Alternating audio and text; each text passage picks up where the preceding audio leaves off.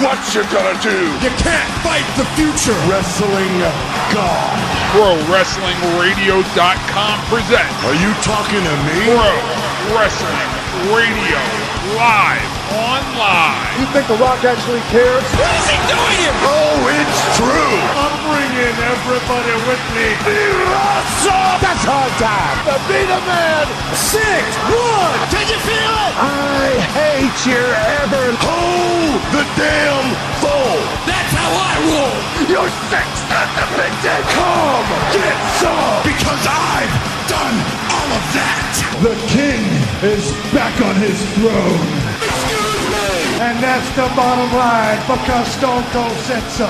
Welcome to the first edition of Pro Wrestling Radio in 2013. Probably the first edition of Pro Wrestling Radio in, I would say, about a year. It's been a long time since I've retired the Pro Wrestling Radio microphone, but during that time, I've gotten the tweets, gotten the emails, and I've gotten the bills from people that have been asking to bring the podcast back. So it's back. I can't guarantee how long it will be back, but we are here, and we'll try and make it as regular as we can. But I wanted to do something different this time around. I've been doing Pro Wrestling Radio since 1999. For the most part, been doing it by myself after, I would say, about the mid-1999 from 2000 on.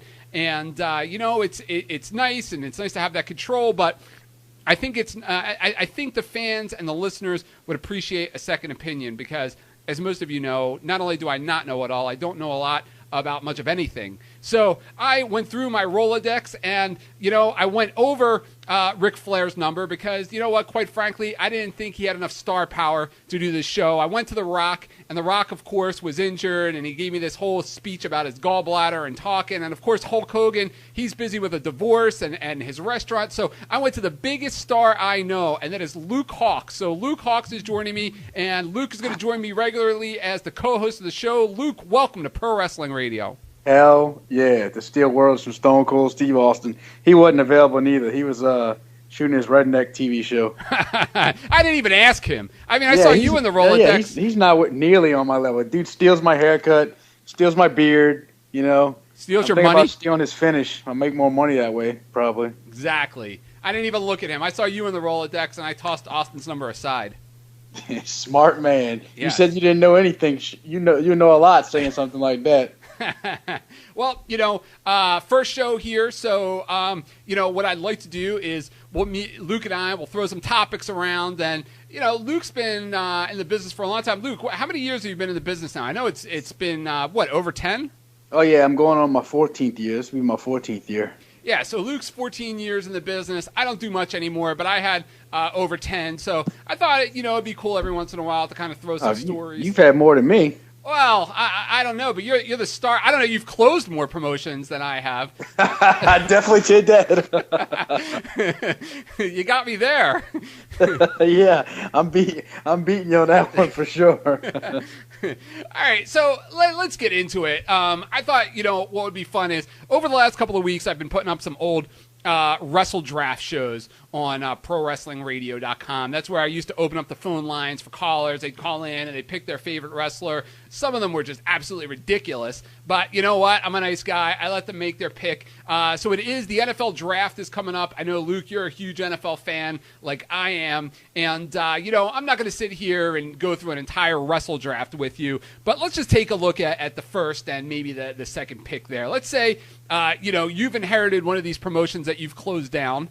And you have an unlimited amount of you have an unlimited amount you have an unlimited amount of money, and everybody's a free agent, and you can pick one guy. You got the first pick of anybody in the business to build your promotion around. Now, of course, you're not eligible because you own the company, so you can't go out and draft yourself because you're already there. So let's take this as maybe a number 2 pick. Who would be your first pick if you could do something like that? Oh man, that's a hard choice because there's so many guys out there. You got the CM Punks, you got the Dolph Zigglers. God, they got of course, guys like The Rock and those. I wouldn't be one of those guys, but I mean, to build a company around like a multi-million-dollar company, I think Punk's a good choice. Just for the fact of the stuff he's done so far. Oh, come on, Punk. Yeah, I really like Punk, man. I've been a fan of his stuff for a long time, and I think, he doesn't have the body, but tell me a guy right there in WWE right now you think is the company headliner. I'm sorry. I guess de facto would be Cena, just because he, the merchandise numbers that he pulls. You'd make a mint on the merchandise alone that he sells. Yeah, Cena's Cena, but Right. if I was looking to expand and start a new company, I wouldn't. I would go a different route. I would. You need guys like Cena, but Cena wouldn't be my guy. It's as stupid as that may sound. It's just, I'd rather a guy. I think Punk's more versatile than Cena is. A lot more versatile. I think you can do more with a guy like Punk. I think Cena's a one-trick pony. No offense to the guy. He's a hard worker. I think he's a great athlete, and I think he's big money. But as far as running a company, I think Punk would probably be my first choice. But then you got to look at there's guys like Ziggler. Ziggler's a smaller guy, but works his ass off. And then there's up and comers. They got the one thing I like about WWE is right now is that they're building up a ton of up and comers. Yeah. And I say up and comers. These guys have been on the scene for a long time. You take a guy like Fandango, who's this overnight sensation. Hopefully it lasts. I like Johnny Curtis is a good wrestler. He's been around a long time. He's probably been in developmental for 4 or 5 years now. Yeah. I don't know if that's exact, but he's been on the developmental for several years. So this guy has been paying his dues there, and he finally caught a break. And I'm glad to see a guy like that catch a break. Yeah. Yeah. Now with Punk, though, I'm going to play devil's advocate a little bit here with Punk, because I get into this a lot with fans on Twitter and readers of the Camel Clutch blog. I respect where he's come from, and I respect what he's done, but I'm just not a fan. And we'll get into that a little bit later, because I want to ask you about some of the biggest douchebags you've ran into on the independent wrestling scene. Not that I'm calling him a douchebag, I'm just throwing it out there. But the thing about him is, I look at the ratings, the quarter-hour ratings when he's on. I look at the buy rates, and for whatever reason, he doesn't connect. You had Raw this week, and yes, The Undertaker was on, and it's a big deal, but viewership was up, and you had all these Punk fans, and there's a lot of them out there. They're the hardcore fans out there that said WWE's done without him. WWE can't survive without him. What is it? Do you think? What do you think it is about Punk that he fails to connect with that mass audience? Like Cena has the kids and the women and this and that, and it's like Punk has that hardcore audience, but it just seems when you look at the numbers, he can't break through. Cena's clean cut. That's a thing right there. You take a guy with tattoos, and it's funny because I was just talking about this in regular life with a meeting. I have a weekly lunch meeting with some successful young business owners in Louisiana, and once a week we get together, and we got together this morning, and one of the guys runs a very, very successful couple food companies here, Pinkberry, Felipe's, Taqueria, a lot of, a couple businesses that are big locally in New Orleans that have multiple locations. And he said one of his workers went to apply for managementship at a place called Jimmy John's, which is a sandwich shop, and he has a tattoo on his arm. So Jimmy John's wanted to hire this guy to be a general manager, pay him a good amount of money, but they wanted him to have the tattoo removed off his arm. Nothing offensive. Mm-hmm. They wanted him to have the tattoo removed off his arm, and they were going to pay for the removal of the tattoo. Wow. Now, here we are in 2013, and like I said, it wasn't an offensive tattoo at all, just a tattoo, And they wouldn't hire this guy because of his tattoo. They were going to hire him, and they wanted to pay for his removal of his tattoo. But I think that certain things, I know I have tattoos, and it hurts me in certain ways, in certain elements, and I don't think it should because, unless you got, Afterworld on your knuckles or on your face, right? Something ridiculous. I think still the normal world market isn't acceptable to certain things in life and still kind of standoffish. So you see a guy with tattoos, you kind of think thuggish, where you see a guy like John Cena, he's very muscular, he's very clean cut, he looks friendly, he can look mean, but he also looks friendly. Girls like that, some girls are attracted to bad boys, which CM Punk has that bad boy appeal. He doesn't look like the athlete. You know, he's tattooed up. He kind of looks like, you know, like I guess it was it Kevin Nash who said, you know, he looks like he could be working at Waffle House or something? Yeah, he called him a short order cook. Yeah. So, I mean, and Punk has that look. So when you go off base looks alone, you know, John Cena's going to sell tickets 10 times, you know, out of 10 compared to Punk, because I do the same thing with independent wrestling. You look at all these independent wrestling posters. Go on Facebook, go on Twitter, go on any website, and you see these posters for these crappy independent shows, and some guy in some T-shirt, it's this guy, he's 400 pounds. Or, it's the worst. Yeah, it's terrible. Yeah. And then, not to put over my company, but you see a poster like Wildcat, and it's good-looking, in shape, jacked up, clean-cut looking guys. You know? Yeah. Which one is going to sell tickets? Yeah. The one that looks like athletes, or the one that looks like a couple kids going to play on the trampoline in the backyard? Yeah. I mean, you and I mean, we both have the same mindset when it comes to this stuff. At least that's what it sounds like. It's, right. You know, when you pay money to go to a wrestling show, you know, you don't want to see guys in the ring that either look like you could kick their ass, or B, you know, you want to see guys that look like stars. You want to pay for guys that look like stars, and you don't have to be all, you know, all ripped to shreds like Cena, but you gotta just look like a star and carry yourself like a star.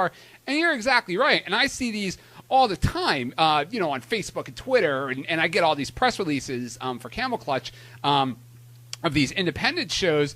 And, you know, I would never insult anybody, because, you know, everybody should have everybody should have an opportunity to live their dream. But, you know, there was one thing that I remember hearing about, you know, when I used to work the indies often, and it was in, I guess it was like the early part of 2000, was, you know, a lot of veterans used to say, you know, they used to look at some of these guys coming through the indies, and, you know, they just didn't look like stars. They didn't go to the gym. They didn't buy gear. They looked like they didn't really, you know, put the time in. They just, you know, wanted to come out to the music and call themselves a wrestler. Right. And it's like, you know, it's almost disrespectful to the business if you're gonna try and make a go at this thing, and you're not gonna lift the weight. You're not gonna buy a gimmick. I mean, even if your gimmick is wearing jeans, but have some kind of gimmick. And I think now it's like there's an epidemic of it more than ever when I see all these posters and it is. And honestly, man, it makes me sick. And I'd be lying if I told you I didn't start out that way. Yeah. I started out with some trash bags in Louisiana. Mm-hmm. You know,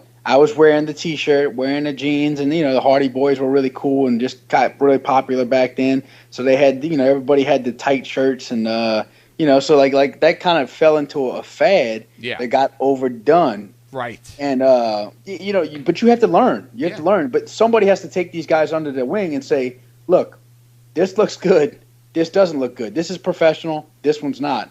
You need to make a choice. Do you want to be a professional? Do you want – I mean, but at the same time, these kids don't want to train, man. I see it all the time. I get hit up 24/7 about, can we get booked on Wildcat?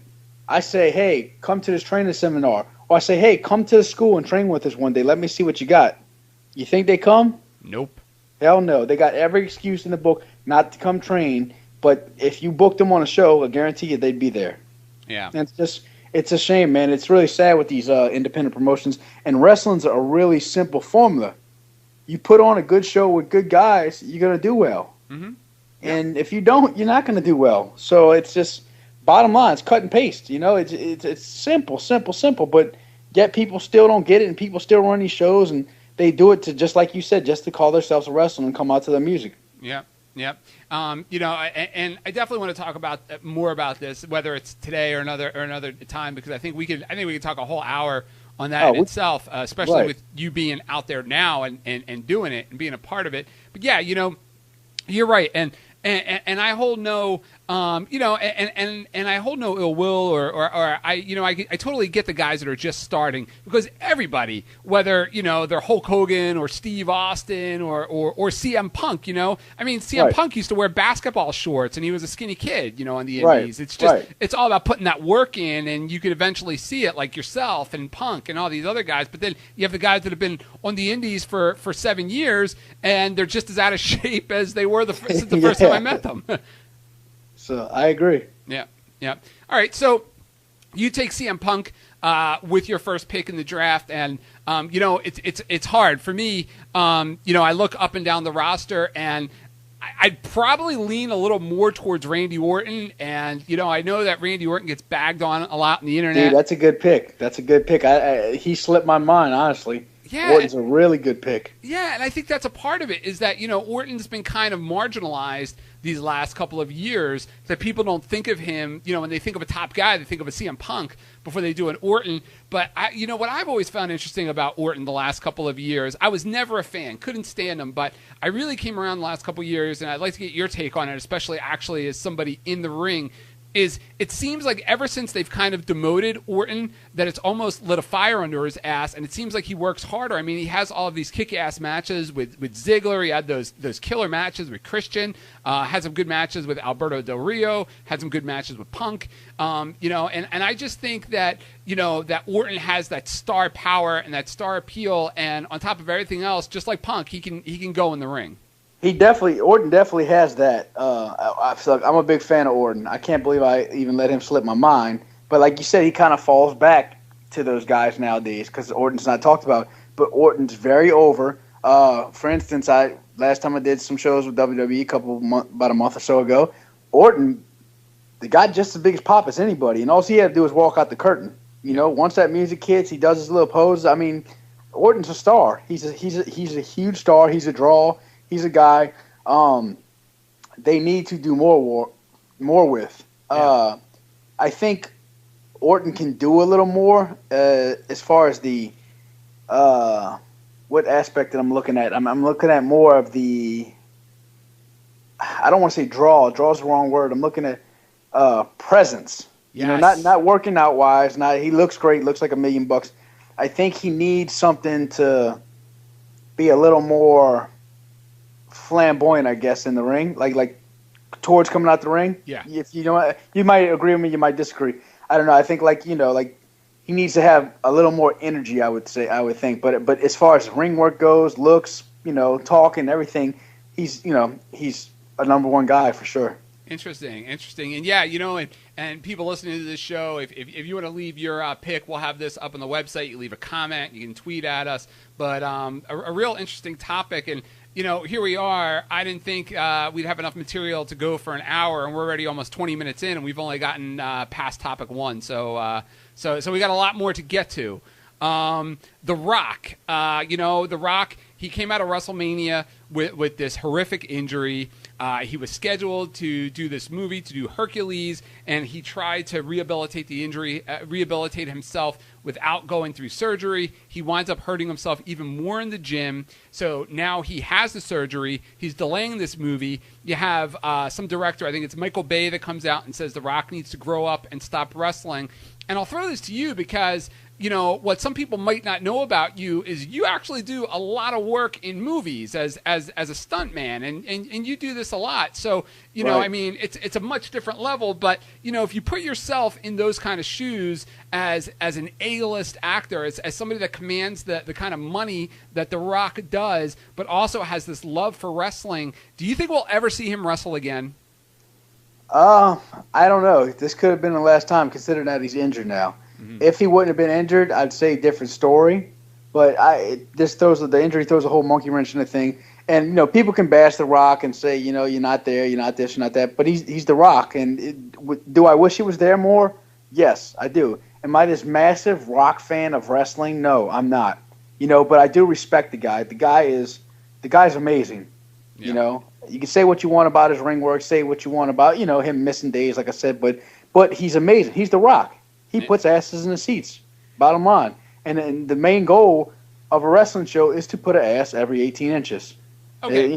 It's not to go out there and have a 45-minute Iron Man match that, the smart marks are going to say, hey, this could be main event Ring of Honor. No, that's not what the point of WWE is. The point of WWE is to make money and entertain. So, if it don't make dollars, it don't make sense. And I think The Rock, it was cool for The Rock to come back. It's a rough business, and I'll tell you, he makes a lot more money with the movies than he does wrestling. I'll guarantee you that. Yeah. And I know I do. I love wrestling. But the thing is, here it is. If I was offered a $1 million movie contract or a $100,000 wrestling contract, I'm an idiot. I'm going to take the $100,000 wrestling contract. That's just because that's where my heart is. Yeah. You know, but like I said, I'm also an idiot. So, but you know, like I respect the guy a lot for coming back and you know, and doing what he did. Did he need the championship? Probably not. But you know, that's a whole nother boat. But I'm just glad The Rock came back and like I said, I don't know. Maybe this might be his last appearance. You never know. It's hard to say with an injury and. You know, he's going to have movies lined up. The guy is the #1 action star in Hollywood right now, so kudos to him. Yeah, you know, and let me throw this to you as well. You know, as being a wrestler, you know, you hear all those rumors that come out when The Rock comes back, well, at least the last 2 years when he comes back, about some of the boys in the back being upset that he's taking somebody's spot in the main event. And, you know, I've always looked at wrestling as a business. I mean, even when I worked in it as a commentator, you know, I got my money and I went home. I didn't go out and party, and that wasn't what it was about. And, you know, it always struck me as ridiculous that these guys would be so upset about The Rock coming in to steal somebody's spot when WrestleMania is doing such bonanza business, and these guys are getting payoffs that are much bigger than they probably would have gotten without The Rock on the card. If you were in the company at the time, and let's say you know, let's say you were mid-carder in the company, and you know, and you heard The Rock was coming in, and now you're going to be bumped down from mid-card. You might be opening match, maybe you'll be on the YouTube show, but you're going to be booked on the show. You're going to get you'll get a bonus as part of the draw. Are you mad that The Rock's back, or are you happy that he's hard. back? I mean, in my position, as a wrestler, would I probably be mad? Yeah. As a businessman, no. As a wrestler, yeah. I mean, you think about it. You put in all this hard work. You're there every day. You take a guy like Tyson Kidd, for example. I mean, Tyson's out right now, but Tyson's a workhorse. Does he get any, you know, or Zack Ryder? Look at Zack Ryder. I love Zack Ryder, man. He's a king of self-promotion. Yeah. You know, he promotes. He's a big draw. People, you know, I'm saying draw as far as merchandise, kids, etc. And do you ever see him on anything? No. You know, so I mean, does it hurt? Yeah. Why wasn't Zack Ryder on WrestleMania? Would I be offended if I'm there at this company busting my ass to make money and you know and make a name wrestling? Because the key there is to make yourself the biggest star you can, because you might not always be there. So when you get released, you need to be the biggest star possible. There's only 1 in a million Rocks. I mean, think about how many guys get released, and what do they do once they're released? Yeah. You know, some work the indie scene, some kill themselves, some some sell cars, but it's hard to make that transition from being a superstar to going back to a normal life. Yeah. So your time there, you need to have the best time there that you can possibly have. You know, and make the most money and make the most name for yourself. That way you can branch off into other things. And people, you know, the outsiders don't get that. They think a guy's just griping. It's hard, man. That's like you, Eric, selling cars, and you know, they bring in some new guy. You're supposed to get a raise, and they bring in some new guy that's supposed to be, you know, you're up for manager, but they bring in some new guy from another company. But you've been at that company 5 years, and you sell more cars than anybody. Yeah. Why didn't you get the manager part? Well, this guy came from this company, and he'll probably be able to sell more cars because, you know, he ran this business over here. It's BS. You earned it. Why wouldn't you get it?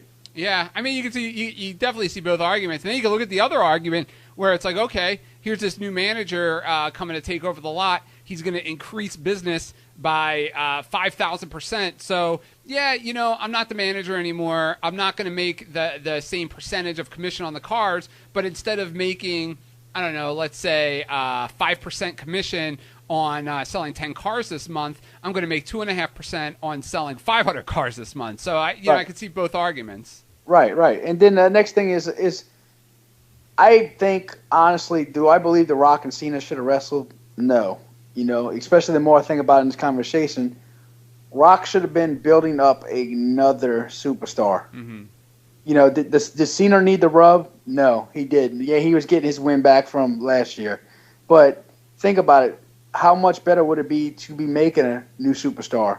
If he was making, you know, it's too early to say like a Seth Rollins or one of those guys, but somebody that's been with the company for a while, like give me a good example of somebody. Well, I mean, CM Punk would have been a perfect if he put over CM Punk at WrestleMania. I mean, there's your perfect example right there of a guy that could have used that little nudge to maybe break through. Right, exactly. That's a really good example. Yeah. I thought of Punk, but I was like, well, he's already a main event guy. I was thinking of somebody else. Yeah. Maybe like a Dolph. Yeah. A Punk or a Dolph, or just, Dolph's always praised for his ring work, but, you got to elevate these guys and have them in there with these older guys. That's what they did. That's why they put Rock with Hogan, et cetera. They always had those matches. Who else did they have? They had like Hogan Warrior. You had Hogan passing the torch to Warrior. Like you said, exactly. Rock and Hogan, Austin and Rock, passing the torch. Austin and Rock, yeah. But those guys, Austin and Rock, they were there at the same time. Yeah. You can say, I know exactly what you're talking about, but I'm kind of drawing a blank. But I know exactly what you're talking about. Right. It takes those guys to come in and put those guys over to make them, hey, this guy's good. Think about the general public that goes, oh my God, Dolph Ziggler just beat The Rock at WrestleMania. Yeah. That's huge. Yep, absolutely. Totally this guy's the man. This guy must be the man. Yeah, totally agree with you. Speaking of WrestleMania, I don't know if you have any closing thoughts on WrestleMania 29. I mean, we're doing this podcast now. WrestleMania 29 is about 2.5 weeks, 3 weeks old already. So it's old news, but it's still WrestleMania. I mean, football fans are still talking about the Super Bowl, and that was in February. I don't know. For me, I thought that there was way more star power than there ever was. I thought Punk and Undertaker was great. I really enjoyed that.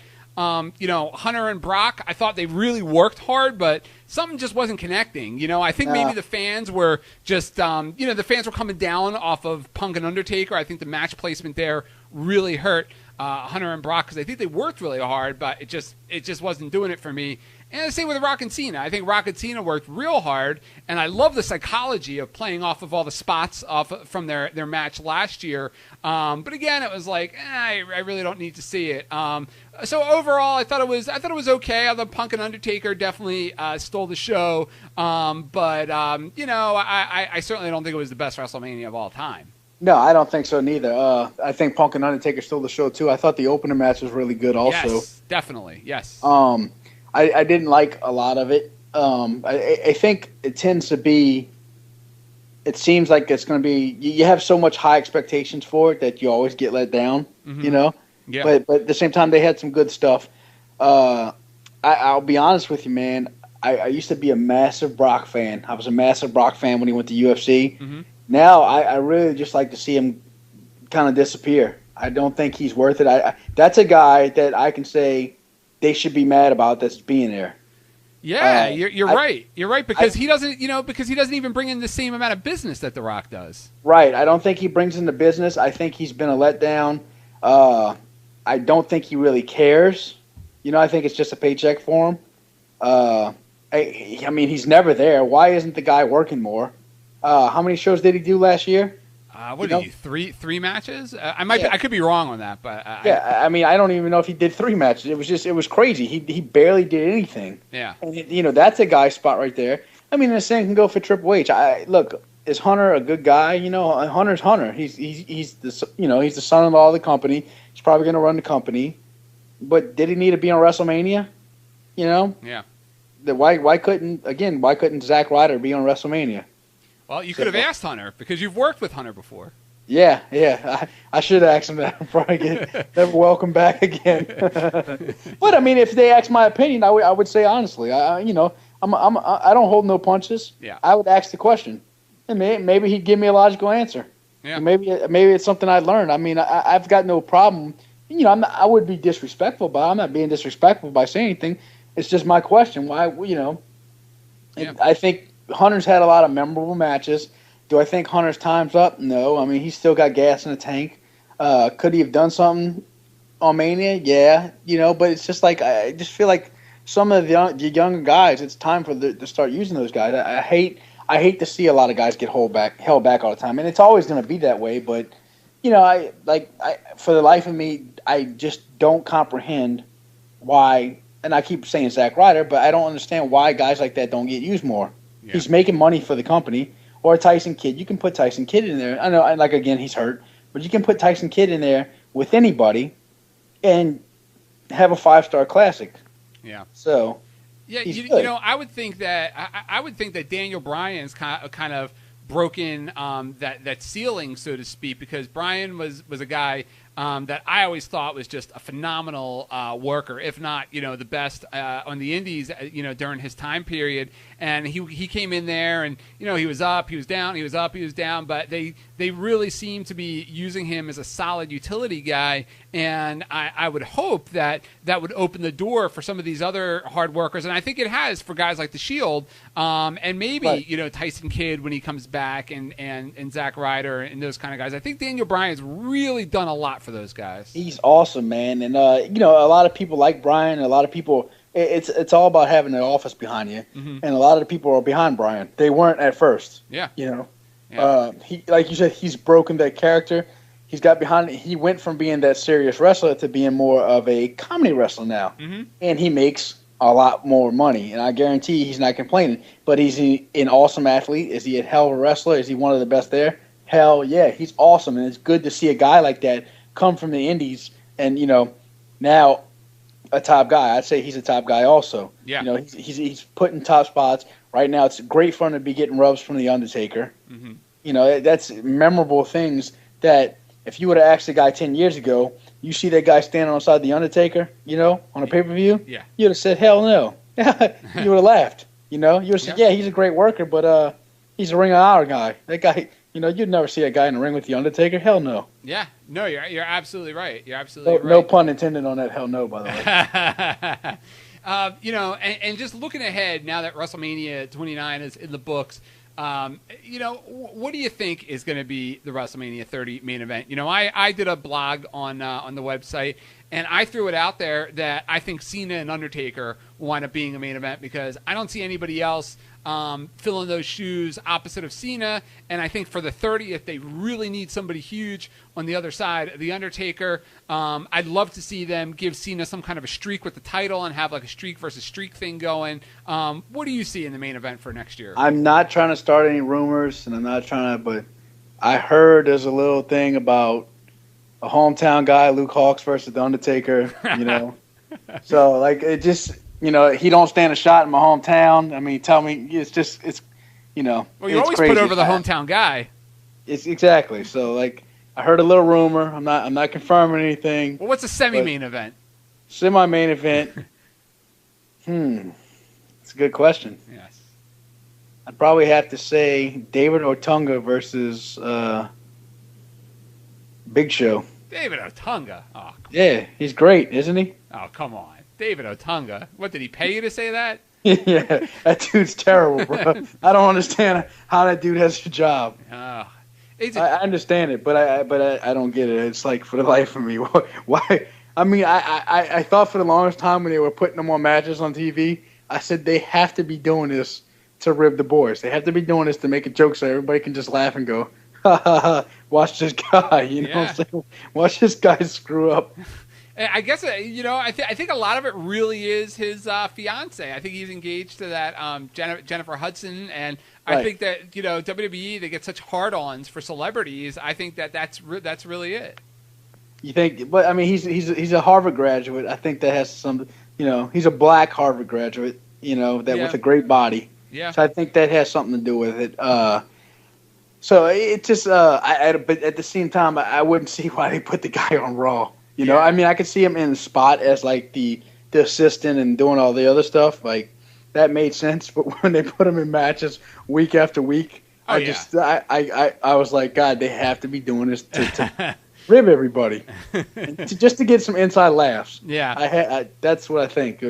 But I don't know, man. Semi-main event, it's hard because I don't know the direction they're going. Like now, they're pushing the hell out of the Shield. Was that what they were doing at Extreme Rising by putting Shane Douglas in the ring? Yeah, that's exactly what they did. that was Shane. That was all Shane himself. Egomaniac. Yes. Idiot. I'm the man. I'm this. I'm that. You know. God, don't even get me started with him, dude. It's brutal. I'd like to take a baseball bat to his face. You and Ric Flair. Ric Flair said in that shoot that he did for our video, he said that Shane Douglas has more heat on him in the business than anybody he's ever met. Yeah, it's true, man. Shane's an idiot. Yeah. He's the guy. Absolutely is an idiot, and it's crazy to sit there. I'll look. I'm a straightforward dude. I used to worship Shane Douglas. After I worked with him at XPW, it all went downhill. I found out what kind of guy he was, how full of BS he is, and it was such a letdown. It's like you meet your favorite rock star and find out he's a complete jerk off. You know? Yeah, no, totally. So, was there ever, I don't want to go too far off the subject here, but speaking of Shane Douglas, was there ever any talk like in Extreme Rising of putting you guys against each other, because you'd been calling him out for well over a year, 2 years, and you cut promos on him all the time. There was, and I said I didn't want to do it. Okay. I said they wanted to do it, and Shane didn't want to wrestle anymore after the first show. Gee, go figure. Right. Until he got to Pittsburgh, he said he had to wrestle in Pittsburgh because he's the big draw and it's his hometown. But they wanted to do me and Shane, and after I seen Shane, I was like, I was just gonna beat the piss out of Shane. Yeah. And then I thought, this guy's so stupid. It'd be like beating up a special needs kid. Yeah. Like what? It wouldn't make me feel any better. It wouldn't make me feel any better because he still wouldn't know. Not that you beat up a special needs kid for any problems. I'm saying like it would be like picking on somebody. Yeah. That's you get the gist of what I'm saying. Yeah, like being a bully, like bullying. Yeah, it'd be like being a bully. But the guy's honestly an idiot. He pisses everybody off.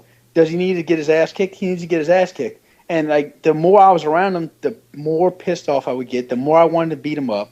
And I called him out several times. And like I mean, for one, just to show you an instance, one time New Jack had to hold me back and calm me down. There's a guy that likes to see people fight, so for him to hold you back, that says something. Right, and then New Jack, like the last time I talked to New Jack, he was apologizing to me. Man, I'm sorry I did that. I should have let you whoop his ass. Now I want to whoop his ass. Blah blah blah. And I was like, yeah. It just goes to show you. I mean, Shane. It's crazy to see a guy who's been around the business so long and had a job for so long now not have anything. And have no clue about the wrestling world. Honestly, have no clue about indie shows, what's going on, what's hot, what's not. He still believes it's 1995. Yeah, especially for a guy who's going to be a doctor. Yeah. Is that what he was going to be? Yeah. I mean, I don't know. I don't know if you remember back, but when he was in ECW and he first got his big push, I want to say like 94 or so, and I could be completely off base on my year there. There was, he used to tell everybody that he's going to leave the business in a couple of years and go to medical school to become a doctor. Yeah. I mean, the guy, look, I don't want to say he's a dumb guy, but he's a dumb guy. He may be book smart, because look, I tell you what, I meet a lot of girls who got college degrees, and they're about as smart as the chair you're sitting on. And I'm like, how the hell did this girl make it through college? Oh, girls and guys. I mean, I know some brilliant people, with esteemed degrees that you talk to them, they're some of the stupidest people that you've ever met. Right. I mean, football players, for example. Look at all the football players who make it through college. Yeah, they got degrees. Yeah. Yep. So it's but the guy, I think what Shane has is he has that radio voice, that drawing voice. When he talks, people listen. Yeah. And I think that was the one thing that he had going for him. Was he a good worker in his day? Hell yeah, the dude could move. 1995, 96, 97, 98, 99, that dude was on fire. Yeah. You watch some of his matches, you watch him and Bam Bam, watch him and Bam Bam from Pittsburgh and how well Shane moved around with the big guy. Oh, I was there. I mean, it was a hell of a match. Was Shane as good as Shawn Michaels? Not nearly. No. But in his brain, he was. And, do you need that? Yeah, I need to tell myself I'm the best and I'm better than this person, and I need to keep working harder, because you want to be the best and you want to be better. And if you think you are, you work towards it. If you think you're not, you could probably still work towards it. You have to have that ego and that driving force. But at some sort of time, you have to have reality, or perception of reality and go, hey, man, I am not that good, or this guy's better, or I can't do what I used to do. And Shane didn't have that. Yeah. Yep. Yeah. Well, I definitely, on either later on another podcast, I want to talk more about that. I'm sorry. I don't know if you're aware of this, but I know that you and Stevie Richards were frequent opponents in Extreme Rising. And I was just watching, he did a shoot with RF Video, and they asked him who are some of his favorite guys that he likes to work with. And here's a guy that has worked with everybody. I think he's worked with everybody from Terry Funk to Chris Benoit to everybody and anybody's probably Ric Flair, probably worked with Austin, and he named you as one of those guys. I don't know if you were aware of that. No, I didn't know that, man. That's a high compliment. And that's the one good thing about Extreme Rising coming in is I was always cool with Stevie, and we were buddies, and we would see each other. Typical guy. You see a guy in the locker room, you talk to him. And I've always had a lot of respect for Stevie because I respected his work, and he's been around. He's done everything. Yeah. So I was thankful I became really good friends with him. Yeah. After Extreme Rising, or during Extreme Rising. We built a really good friendship. So, and we had some, our first our match in New York sucked, but, after that, we had some good matches after that. But I had a lot of fun. I learned some things, and Stevie's a hard worker, and he just wanted to go out there and put on good shows. And I, commend a guy like that because it's like you see guys that have been around so long. Most of those guys don't want to do anything. Yeah. Stevie wanted to go out there, and he wanted to put on the best show he possibly could. And I had a lot of fun with him. Like I said, I respect Stevie, man. I respect it a lot, just like I do Jerry Lynn and Tommy Dreamer. And Jerry Lynn just had a retirement show, and I said on Mike Johnson's radio show, it was the highest honor of my career for Jerry Lynn to call me and say, look, I will not have my show without you. Wow. He told that is me an that. honor. That's a major honor. Jerry Lynn has wrestled everybody, been everywhere. And here you think Jerry Lynn, you think RVD, right? Yeah, that's what absolutely. you think. Because that's what everybody says, oh, his ECW match, him and RVD. RVD wasn't even on the show. Wow. Out of all the guys, Jerry Lynn's been around, he chose me to give me a spot on his retirement show. Yeah. And just such a nice guy, too. I mean, I just remember him from the ECW days. I mean, just always such a super cool guy. Yeah, exactly. Dude, awesome. Awesome guy. So, I mean, hats off to him. Massive respect for Jerry Lynn, Stevie Richards, Tommy Dreamer, those guys. A lot of respect to them, man. And I can't thank those guys enough because, they helped mold me. Wow. That's high praise right there. Back to some of the current topics. Ryback is a heel now, and he's going into Extreme Rules. And, I have kind of a mixed reaction on it in that I think the turn was a great idea, and you could kind of see it coming for a while. Just the way that he stared down Cena in the Royal Rumble, and some of the way they did finishes in his matches. You could tell they'd kind of been planning it for a while. But, and maybe it's my age because I'm older and I grew up in a different era of pro wrestling, but I think they're really missing the boat by turning him and then shooting him right to a match with Cena, because I don't think anybody for a second believes that they're going to take the belt off Cena, a month after he wins it. So it's like that intrigue or that mystery is not there. I think they really missed the boat in that, I think they should have had Ryback go out there like on the next show and wrestle like a Kofi Kingston or even a Zack Ryder or something. Have his very first match since turning heel and just go out there and wreck him. Just go out there and destroy him. And then kind of, and then the next month maybe take it up a notch. Maybe, he wrestles somebody the level of like an Alberto Del Rio or somebody like that or even a Sheamus, although they probably wouldn't sacrifice him, and he just wrecks him. And then you put him with Cena, and at that point you think, wow, maybe they will give him the belt. Maybe they will, go in a different direction. But I think they just kind of shot this thing too fast. Yeah, I agree. But they could still do that, and you never know. I mean, hopefully they trick the world and do give him the belt. Yeah. That they need to do swerves like that. I like to be swerved. Me too. I hate the smart marks. I hate the fact that, everybody has to put everything out on the internet and say this guy's getting this. I like to be surprised. Yeah. I don't know about you, but I miss the days of being surprised in wrestling. Oh, me too. I hate knowing somebody's going to show up. I hate the fact that, when Chris Jericho's coming back and it's supposed to be a secret, somebody has to snap a picture of him at an airport and say, we just seen Chris Jericho landing for Raw. Right. It's like, come on. But then these guys are the first guys to complain, about they're never surprised, they're never this, they're never that, they know what's going to happen. But, they get on the internet and they put all that stuff. It's like, it's crazy, man, because it's one of them things where it's like you're chasing your tail. Yeah. You're complaining about it, but yet you're still doing it. That's a great point. I never really thought of it that way, but you're right. The same people that are out there complaining about it are the ones that are looking to spoil it for everybody. Right. So and there's so many internet haters like I wouldn't mind seeing them just switch the belt to Ryback. Yeah. I think it would be great too, because like you said, it would be such a surprise. I just couldn't imagine them doing it. Right, because even when look at all the haters Ryback had coming up. Yeah. This guy sucks. He does nothing. He just does 2 moves, 3 moves. Oh, he's Goldberg ripoff. He's a Goldberg Rob Van Dam ripoff. Yeah. Like blah blah blah. Like, give the dude a break, man. The dude obviously he has to be some kind of talented, right? He's been there for how many years?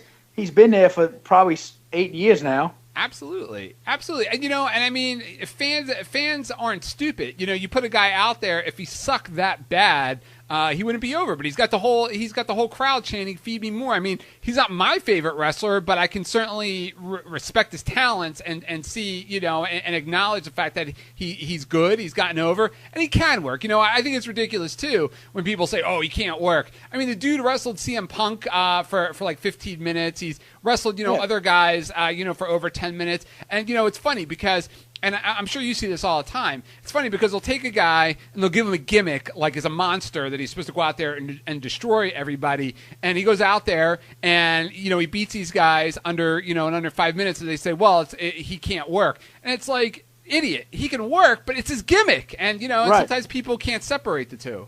Right. And I mean, who's to say, is he Dean Malenko? Probably not. Right. But like, come on, how many guys do you see like that? Right. Exactly. It's just like, I mean, they say the same thing about Cena. Yeah. So I mean, how many people say that Cena can't wrestle? I beg to differ. Look, I'm not a John Cena fan. I got nothing against John Cena, but I mean, I don't pop, and I'm not saying you can't see me or anything.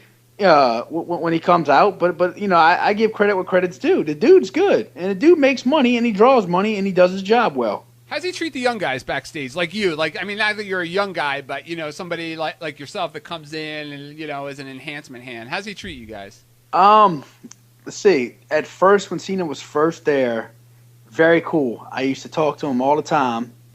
He went through a little period where, kind of, I guess he didn't want to be bothered. Mm-hmm. You can see he was kind of bad taste. He had a bad taste in his mouth. And that was really more towards when he was going through the divorce stuff and everything, I guess about a year or so ago. Yeah. Like, every time I was there, you would see, like, he kind of was real standoffish towards the new guys. Like, I'd walk up, just say hi, kind of, like, not give you the time of day.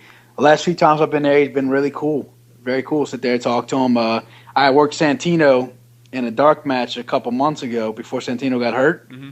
And Cena came up and was just joking with us and BSing with us and, telling Santino not to sell my stuff because, just like making jokes, just cracking us both up and just, having fun. Yeah. So I've experienced a little bit of both sides, but I can't say anything negative about the guy at all. Wow. Interesting. So the Hall of Fame, Bruno Sammartino went in this year, and I love the guy. He's become a personal friend of mine over the last decade, just due to the number of times I had him on my radio show and just the number of times I've talked to him, off the air. I mean, it's just always been such a class act and always, been accommodating with interviews. I'll probably have some follow-up on the Camel Clutch blog with him at some point in the near future. But I think that he really raised the barrier a little more for the Hall of Fame, and at the same time, he kind of gives hope to the people that want Randy Savage and all of these people that they never thought they would see in the Hall of Fame. Rick Rude. Yeah, Rick Rude. Perfect. Oh, man, I can't believe I forgot about Rick Rude. Perfect example. Hall of Fame is going to be in your city this year. Who do you think's going in? I did a predictions blog on my website, and I threw Savage out there. I threw Owen Hart. Then I looked at some of the old Mid-South guys that had a connection to the Superdome, like the Rock and Roll Express and Jake Roberts. Who do you think's going in? Ted DiBiase. Isn't he? I think he's in there already. Is he? Yeah. Is he? I don't know. I'm pretty sure he is. He probably is. You're probably right. You would probably know better than me. Yeah. But I would say DiBiase. Sarge is already in there. Yeah. Is Bill Watts in there? He is in there. Yeah. That was a couple years ago, right? Yep. Wasn't Watts? Yeah, a couple years ago. Man, that's a hard one. And the heritage here, we'd have to really, really look back because JYD's in. I mean, this would have been perfect for JYD. Yes. But he's been in for a while. So, I didn't know $1 Million Man was already in. Yeah, he's in. I threw out Steve Dr. Death Williams as a guy. Yeah, Steve Dr. Death Williams is a good one. I think Savage, man. I think that kind of waiting period. I don't think they did it before because they would have felt like everybody would have been like, oh, they're just doing it because he just died. Yeah. You know? I think that kind of period's over. I think Savage would be definitely a good one. Yeah. Let's see, who else in this area? One Man Gang. Yeah. I loved One Man Gang when I was a kid. Yeah, One Man Gang would be a good one for this area. I mean, he's from Baton Rouge, so he lives in Baton Rouge, so it'd be local for him. Yeah. Hacksaw's already in there. Yeah, he's in. Yeah. Did you watch? I mean, I know it was a little bit before your time, but did you ever go to those Superdome shows or were no, they done? Man, that was before my time. I Okay. missed it. I wish I could have. Unfortunately. Okay. Yeah. So, and I was a poor white kid. I didn't have it. I was in the ghetto. I didn't have anything. My first wrestling shows. I went to a few WWE shows. Mm-hmm. When I was probably about 7 or 8. Yeah. They came in town. Like 1 or 2, and I don't even remember how I got there or how I got tickets or anything. I know we didn't buy them because we definitely couldn't afford them. So Yeah. I have no idea. And then they had some local shows come by. It was basically like a Mid-South knockoff. It was called NWF. Okay. And it was run by a guy named Buck Robley. Oh, I've heard the name. I mean, I don't know him, but I've heard the name. Yeah. Yeah, and they had it was like basically all the guys. It was Bob Armstrong, JYD, Hacksaw, Adam Bomb, who he was the Night Stalker then, Bob Orton, Terry Funk, all those guys. So and a lot of Paul Orndorff, a lot of up and comers too. Some of the newer guys you're seeing coming up, but Jim Powers, guys like that. So it was a lot of that. The whole shows were based around those guys, and I went to those, and it was like local shows. Yeah. But trying to still run a territory. And that was like my really first taste in some real wrestling that it was like I always wanted to be a wrestler, but man, like it just fascinated me at those shows. There was nothing better, like that was my heaven right there. I didn't want to go home. I just wanted to be there. I wanted the next one. It's everything I wanted to do had to be a part of those shows. Yeah. And it was on some local TV here. So, and I was on the TV because I could see myself sitting in a chair, and I was like, look, there I am sitting in a chair right there, So that was like really the highlight for me, man. Like that made me just, God, like I just remember being at those shows, and there was nothing more I wanted to do was be a part of those shows. Yeah. Actually, as a matter of fact, Terry Funk was, I think I told you the story. I might have not, but you'll get a laugh if I didn't. Terry Funk was the first wrestler I ever met, and he was, at the time, he was doing Tuxedo Terry there. Okay. And he was a color commentary. Yes. And he got jumped. Like I talked to Terry Funk for 2 days in a row, talked to him for hours, just the nicest guy. Yep. Okay. So I talked to him. He gets jumped in the middle of a broadcast by like Bob Orton, the Night Stalker, who else? Just a few, bad guys, a few other bad guys. They had this really big guy. I don't remember his name, but and they were beating the piss out of Terry Funk. They busted him open. So I freaked out. I got up out my seat, and I knew where the locker room was. So I ran straight to the back, ran through the curtain, ran through the locker room. And I was like, y'all got to help. They're jumping Terry Funk. So I'm freaking out and screaming. And Paul Orndorff comes up to me and goes, kid, Terry can handle himself. And then he walks me out the dressing room. That's awesome. No, I never heard that. I remember going to my first indie show. It was Alpha the Samoan was promoting Worldwide Wrestling Alliance or something like that. I was like 12, and Superstar Billy Graham was on the show, and it was a terrible show. Like Superstar Billy Graham like posed a couple of times, and he went in the ring. I think he did a lockup, and then he like left the ring and just like walked back, and he lost to Jules Strongbow on a count out. But I remember Virgil was on the show, but this is way before he was Virgil. He was Soul Train Jones, and all the guys would hang out at intermission, and I asked him like a million questions. And I remember him like saying to me at one point, he's like, "What are you interviewing me, kid?" or something like that.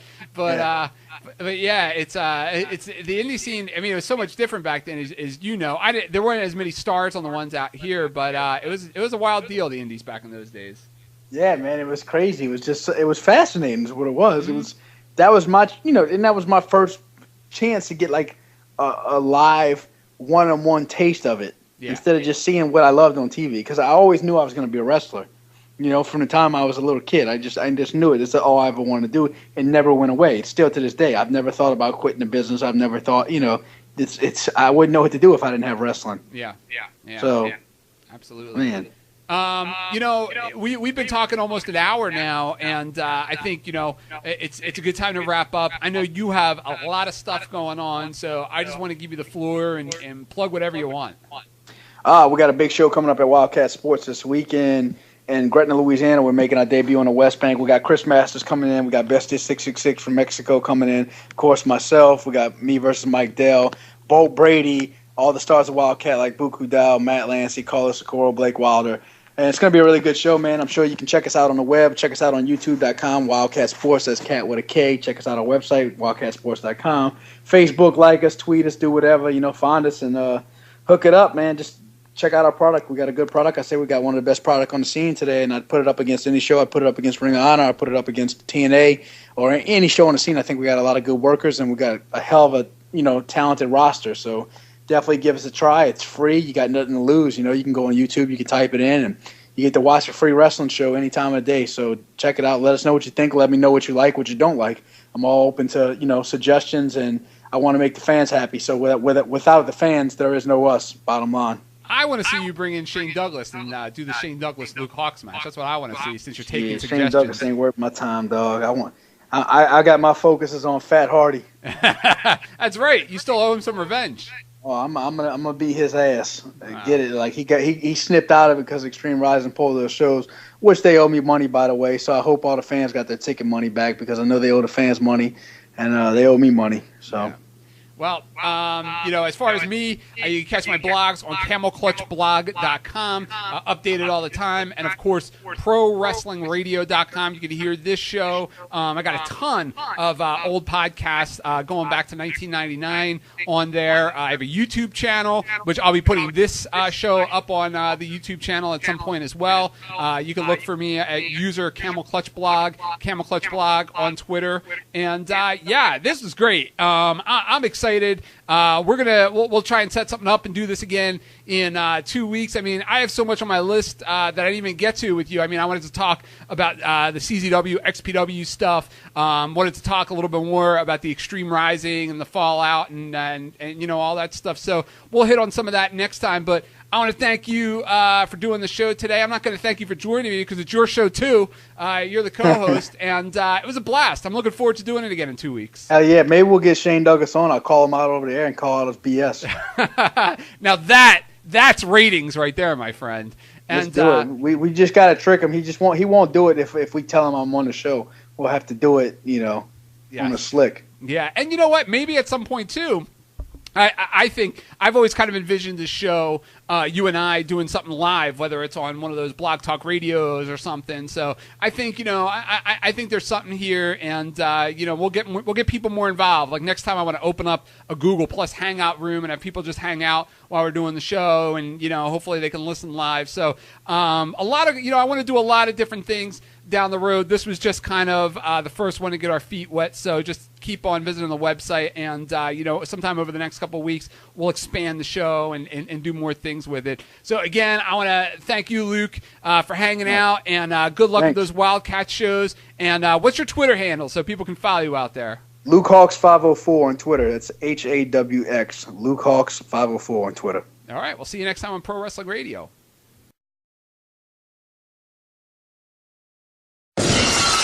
What you gonna do? You can't fight the future. Wrestling God. ProWrestlingRadio.com presents Are you talking to me? Pro Wrestling Radio live online. You think The Rock actually cares? What is he doing here? Oh, it's true. I'm bringing everybody with me. That's hard time. To be the man. 6, 1. Can you feel it? I hate your ever hold the damn phone. That's how I roll. You're sick, son of a bitch. Come get some. Because I've done all of that. The king is back on his throne. Excuse me. And that's the bottom line, because Stone Cold said so. Welcome to the first edition of Pro Wrestling Radio in 2013. Probably the first edition of Pro Wrestling Radio in, I would say, about a year. It's been a long time since I've retired the Pro Wrestling Radio microphone, but during that time, I've gotten the tweets, gotten the emails, and I've gotten the bills from people that have been asking to bring the podcast back. So it's back. I can't guarantee how long it will be back, but we are here, and we'll try and make it as regular as we can. But I wanted to do something different this time around. I've been doing Pro Wrestling Radio since 1999. For the most part, been doing it by myself after, I would say, about the mid-1999 from 2000 on.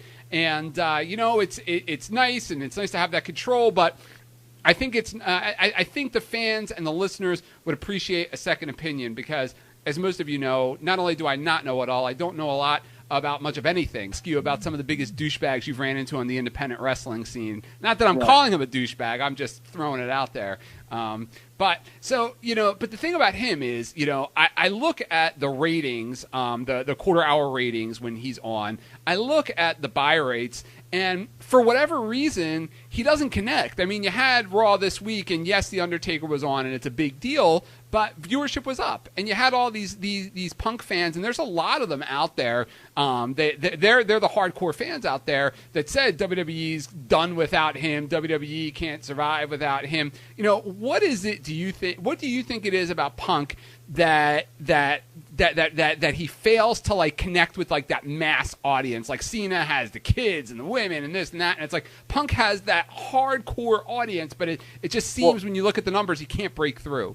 Cena's clean cut. That's a thing right there. You take a guy with tattoos, and it's funny because I was just talking about this in regular life with a meeting. I have a weekly lunch meeting with some successful young business owners in Louisiana, and once a week we get together, and we got together this morning, and one of the guys runs a very, very successful couple food companies here, Pinkberry, Felipe's, Taqueria, a lot of, a couple businesses that are big locally in New Orleans that have multiple locations.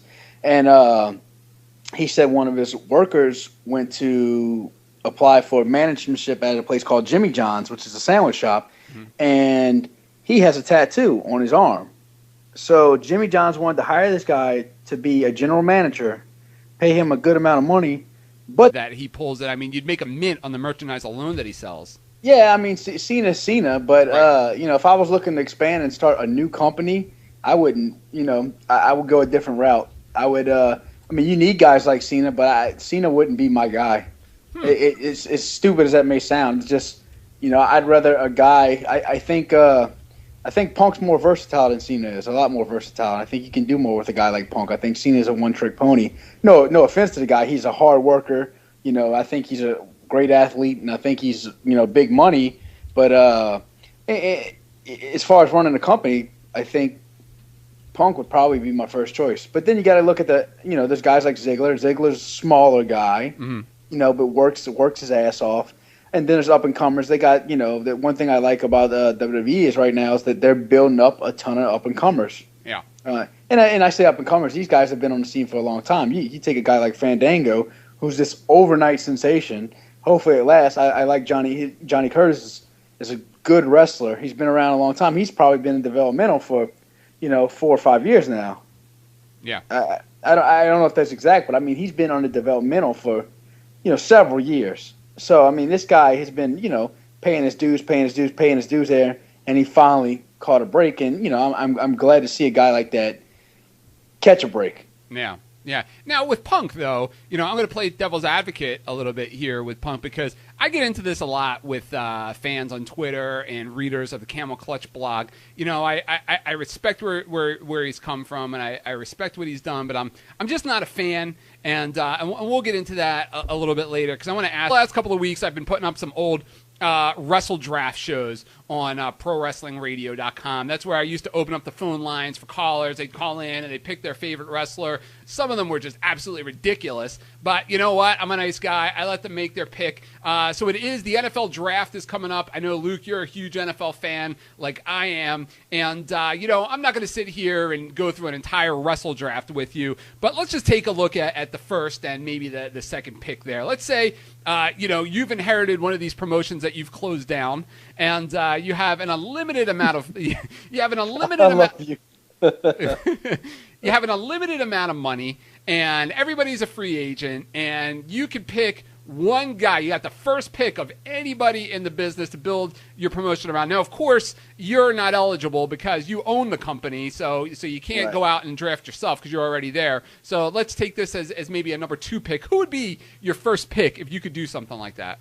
Oh man, that's a hard choice because there's so many guys out there. You got the CM Punks, you got the Dolph Zigglers.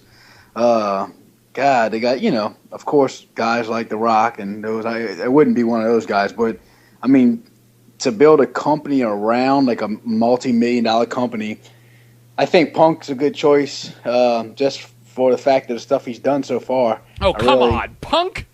Yeah, I really like Punk, man. I've been a fan of his stuff for a long time, and I think, he doesn't have the body, but tell me a guy right there in WWE right now you think is the company headliner.